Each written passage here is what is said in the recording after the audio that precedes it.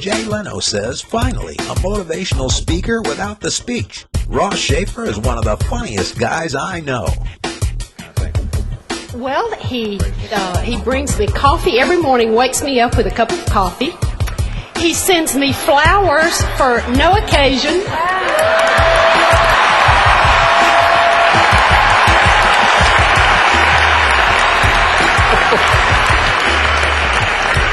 No occasion that you know of. Besides being hilarious, Ross Shafer has a healthy skepticism toward the self-help industry, which makes for a totally fresh approach to motivation. That's why I wrote this book, Nobody Moved Your Cheese.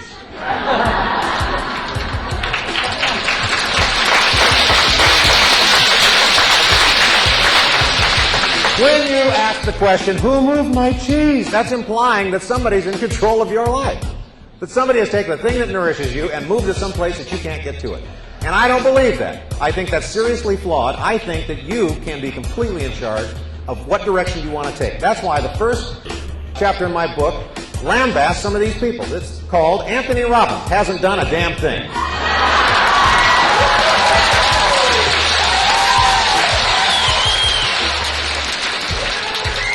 Who is this guy? Do you know why he's famous? Because he bought commercials to tell you he was famous. But he's selling enthusiasm. It's enthusiasm, this guy. I tell you, he is so optimistic. If he ever went to jail, I'll bet he'd tell people he lived in a gated community.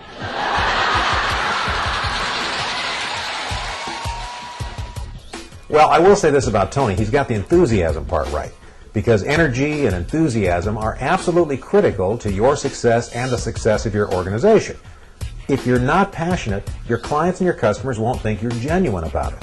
So ask yourself, what makes you enthusiastic? What fires you up? The clues usually lie in the magazines that you subscribe to or the things that you do on your days off. And the more you can tap into your avocations and then incorporate that into your work life, the more successful you're going to be. In fact, that's exactly how Bill Nye the Science Guy was created. I have the dubious honor of saying that I created Bill Nye the Science Guy. He was an aeronautical engineer at Boeing. That was his full-time job, but he would come in and write jokes and do sketches with us. One day, Geraldo Rivera cancels the show. That's a 6-minute segment lost from our program. Now, 6 minutes in television is a lifetime. And we didn't have any more jokes, the band couldn't play any more music, we didn't have any guests that we could get, and an hour before showtime, we're panicking. I look across the table and I said, Bill, you're an aeronautical engineer. We get a lab coat from the gardening department. We'll call you Bill Nye the Science Guy. Have you got anything, Bill? And he said, let's see, I guess I could do something funny with liquid nitrogen. An hour later, he appeared on the program, and I'm going to show you the clip from this. All right. And so he said, Bill, what could you do that would be science-like? Or well, it's just not that so much. I just realized how few people are using liquid nitrogen around the home. Yeah. Okay, liquid nitrogen tips, household tips. Household tips. Right. Well, it's just we scientists. For example, here's an ordinary onion. Yeah. Okay, now how would you dice it? You'd use a cutting board, maybe a knife. Right. Yeah. Take you a few minutes, right? Okay. In the liquid Into the liquid nitrogen. Doesn't take long. All right, let's say you figured out your strengths and you're looking for ways to exploit those at work. What do you do now? The most powerful step you and your organization can take is focus.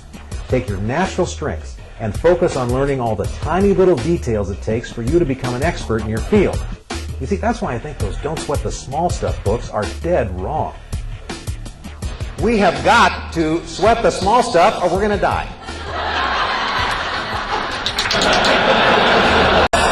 We're in the small stuff business, aren't we?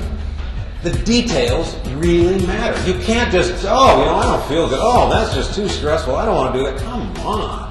I met this Dr. Richard Carlson. I interviewed him twice on television, and he's just so syrupy and so sweet and nice. And when you shake his hand, it's unnaturally warm. You know those kind of people? If you don't sweat the small stuff, you're going to end up buying that Chicken Soup for the Unemployed Soul book. This got even better news. If you're really great, your customers and your clients are going to help you accelerate your success. Good customer service will bankrupt you. say this? Because good ain't good enough anymore. We have been through a very tough economy, and the people who did it, okay, they kind of got by, they survived it, they're out of business now.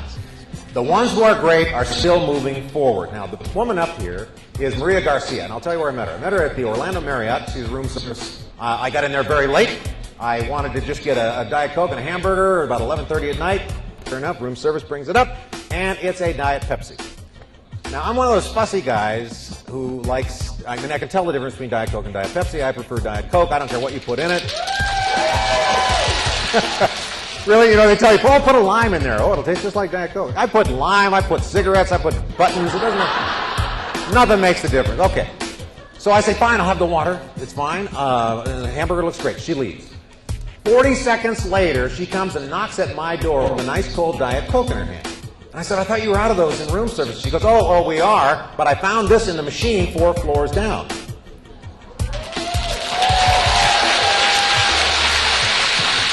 I tried to pay for it. They wouldn't let me pay for it. It was $1. She said, no, we just want to make sure you're happy here. So I let my hamburger get ice cold, I'm telling you. I called her manager and talked this up. I wrote a letter to Marriott International. I put a chapter in my book about her. We put her in a training film. I have done everything except marry that woman.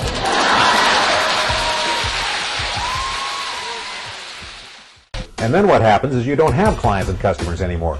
You have relationships. And you know from experience, the stronger the relationship, the longer the loyalty. For instance, we design parking structures, hotels, office buildings, sports facilities, medical facilities. Each one of those is a market sector. It's interesting because you hear the phrase over and over again that a lot of firms say, well, our people are our most important asset.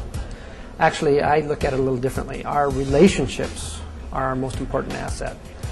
We look at our customers, and we maintain an active database of 8,000 people that we consider our friends and contacts, and they are so valuable. And these are all people that we have done a good job for in the past, and they know us, and they're inclined to use us again, because anytime we're doing work, we're trying to do it in such a way that they want to hire us again for the next job. Okay, you know your talents, you're exploiting them, you're becoming an expert, and you're building loyal relationships. How do you stay motivated? I got the answer. The answer is somebody is watching you every minute you're alive. Your efforts are reflected in every single thing that you do and everything that you say. And you have the singular power to change a person's life by the way you do things and by the encouragement that you give other people. And you know why I know that's true is that every single person in here can think of a person's name on the top of their mind like that who changed your life. How cool would it be that we asked somebody else and it was your name that was on the top of their mind? Well, I hope by now you realize that nobody can move your cheese. Nobody can suppress your talents, your passions, your ambitions. You're completely in charge of being as successful as you want to be. And beyond that, each and every one of us has the opportunity to inspire and motivate other people just by our actions, which I think is a tremendous gift and a wonderful responsibility. By showing genuine enthusiasm and passion for what you do, it'll give you credibility and your customers confidence. By incorporating your outside interests into your work life, you'll be surprised how far it advances your career. Focus on the details and become a valuable expert in your field. Surprise your customers. Be so amazing they can't wait to tell other people about you. Instead of just performing customer service, remember, the stronger the relationship, the longer the loyalty. We can all motivate and inspire other people by our actions. In fact, somebody is probably watching you right now.